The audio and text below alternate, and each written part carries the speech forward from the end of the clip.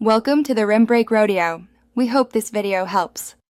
You begin by making the job safe. Park level, handbrake on, and disconnect the battery negative terminal to prevent sparks.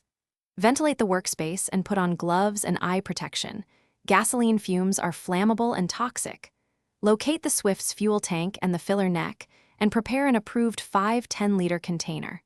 Once ready, either use the vehicle's drain plug if fitted or siphon via the filler with a clear hose, working slowly to avoid spills and inhaling vapors.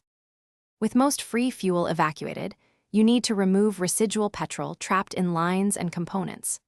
Open the fuel cap and continue siphoning until flow stops, then access the fuel filter and carefully loosen the fittings at the fuel pump to drain remaining liquid. Make sure to cap lines immediately to prevent dirt entering the system. Use absorbent pads for drips and transfer all recovered petrol into an approved container. Make sure to label the container and follow local disposal regulations. Once emptied, flush the tank with a small amount of clean diesel or manufacturer-approved flushing agent to dissolve petrol traces. Slosh gently and drain completely into your container.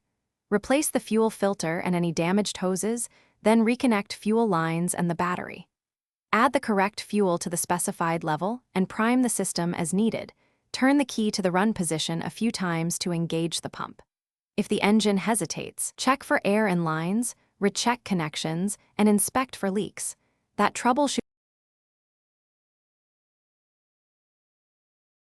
Thanks for watching. Consider subscribing if we helped you.